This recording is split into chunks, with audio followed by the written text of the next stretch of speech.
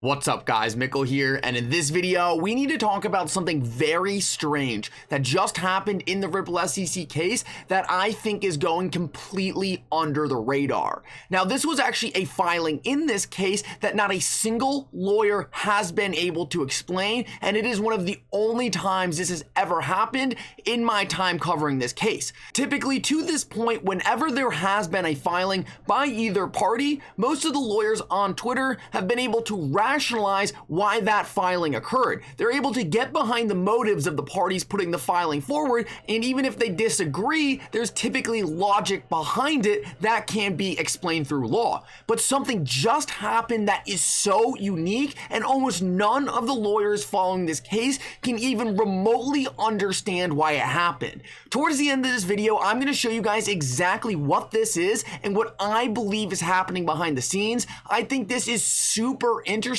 and definitely something we need to keep our eyes on. Guys, we also have something currently going on in the markets that I believe could be a worst case scenario. In this video, we're going to go over that, but maybe more importantly, how we can profit off of it and what the future will look like if this happens. It's so important that we prepare for every scenario in this market, because without a doubt, if something catastrophic like this happens, almost every single asset price and valuation will get hit regardless if it deserves to happen or not. This is one of the best times that you can accumulate game-changing wealth, when the valuations of assets are being impacted regardless of their underlying fundamentals. We're going to go over exactly what's going on here and what you guys can do to prepare for it. If you guys are new to this channel or come here all the time, please take a second to hit the like and subscribe button down below. It goes such a long way in helping to support this channel and means so much to me.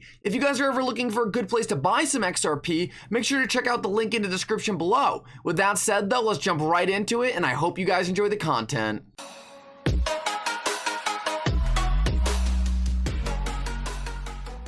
So guys, in times like this where we are seeing the valuations of assets being compressed, regardless of what is going on with the fundamental innovation, it is so important to be focused on the long term. The prices we see on so many different digital assets that are going to change the world are so much lower than they're going to be in the future. These dips we're going through right now aren't even going to be able to be seen on the charts. They are going to be so much exponentially higher. The dips we're going through right now will be completely unnoticeable. And if you guys want to know what I mean by this, simply pull up a chart of Apple, pull up a chart of Amazon, even pull up a chart of Bitcoin and XRP and take a look at the prices 5 to 10 years ago. You can barely even see the dips that were occurring, and that's because the price has gone so insanely parabolic that it hardly even mattered what price you were buying the assets at.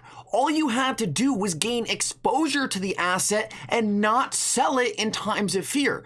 Guys, we are going through the same thing right now. It doesn't matter if you're buying XRP at 60 cents, 70 cents, 40 cents, 50 cents. In the long run, it won't matter at all. The most important thing you can do right now is add to your position, realize the fundamentals haven't changed at all, and over the long term, this will look like a tiny blip on the radar. And that's why I wanted to show you guys these two quotes by Bearable Bull and XRP Crow, because I think they're so important. Bearable Bull said, "The fastest way to get wealthy is slowly. Anybody can get rich by accident. You have to get wealthy on purpose." And then XRP Crow put out, "Investing in XRP is like winning the lottery in slow motion." Yes, guys, there's always a possibility you buying an asset and the next day it just moons and you get super lucky. But I would argue that's not even that lucky, because the asset's going to go up so fast you won't even have time to build a proper position. The longer XRP trades sideways, the longer we get these dips that have nothing to do with the fundamentals, the more time you're going to have to accumulate wealth. The more XRP you'll be able to hold, and the more XRP you'll be able to get at cheaper prices. The longer XRP takes the moon, the more rich you will be when it does moon, and that's why it's so important to not get discouraged by price action like we're seeing right now. And guys, how do we know that this dip right now has nothing to do with Ripple or XRP fundamentals? Well, just take a look at what's being built behind the scenes. Ripple and XRP are going to be a core infrastructure in our new financial system, and they are the leading cryptocurrency play and cryptocurrency company for this transformation. Just pause this video and take a look at the companies Ripple is connected to. Guys, there is no doubt in my mind that Ripple is the best play and XRP is the best cryptocurrency investment you can make in this market that is going to explode over the next 15 to 20 years. This is Web 3.0 and XRP is the best play in this market. With all that said though, I do really believe we are getting close to a bottom in the crypto markets, in the XRP price chart, and even the stock market too. I think all these markets are getting very close to bottoming out, but there is one thing we need to be paying attention to that would blow up the crypto market in the short term, and that is Tether. I pointed out the other day the crazy similarities behind the Tether logo and an atomic bomb going off. To me, it just almost seems scripted. It's hard to believe this could be playing out the way it is, and if we take a look at what's going on with the Tether market cap right now, we can see that it's dropping off a cliff. Now, to this point, Tether has done a decent job of keeping its peg, but it's still not completely back at the $1 range, and we are watching a ton of value get scared and flow out of Tether. All at the same time though, and this is the important part to be paying attention to, is we are seeing a ton of value now flowing into USDC, which is very interesting to take note of because we know that USDC solves a lot of the flaws that Tether has. Now I point this out not because I think Tether's necessarily going to crash tomorrow and tank the whole crypto market. Obviously, that could happen and it would be catastrophic, but it's so important that we pay attention to, hey, if this does happen to Tether, assets are going to be hit. But how do we benefit from this happening? And clearly one thing is to buy the assets you've already been buying at a discount. Assets like XRP, whose fundamentals aren't impacted in the slightest, and then suddenly you can get XRP cheaper. That would be a great opportunity. But in my opinion, another great opportunity with Tether going down would be to focus on something like Circle and USDC. I tweeted out, there's no doubt in my mind that Digital Perspectives is on the money with his theory that USDC will turn into the retail side CBDC. Pay close attention to Circle, they are going to be a monster. And we know Circle is currently in the process of going public via the SPAC Concord acquisition company, CND. Now, I think it's really important to point out that SPACs have been extremely risky to this point.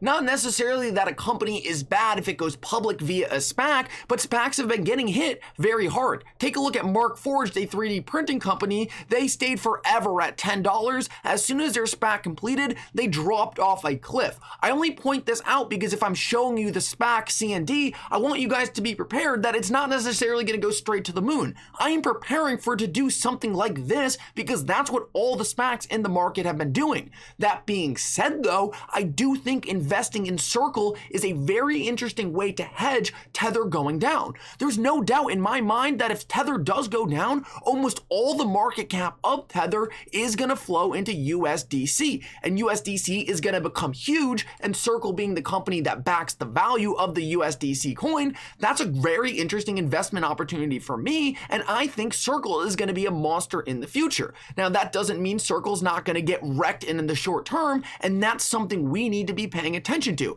I want to put it out there for you guys because I think Circle is a great player in this space. I don't necessarily think buying this back at $10 is a home run opportunity. I think if it drops down to the $5 range, the $3 range, that could be a gold mine. Last of all, guys, I really want to go over this because we just had a very interesting filing in the Ripple SEC case that I do not see a lot of people talking about, and I have my own theories on what could be going on here, but regardless, this is super interesting, and not a lot of the lawyers following this case can even explain what's going on here. So a few weeks back, the SEC decided that they were going to submit some evidence late to the court. Ripple obviously was unhappy by this and wanted the ability to refute this, but needed to do some more depositions, and that was going to require attorneys. Obviously, the court wasn't happy that the SEC submitted this evidence late, so they told the SEC that they are going to have to pay Ripple's attorney fees to cover the extra deposition depositions that are going to take place. So the judges told Ripple and the SEC to get together and agree on how much they were going to pay the new attorneys, and the SEC was going to cover this charge.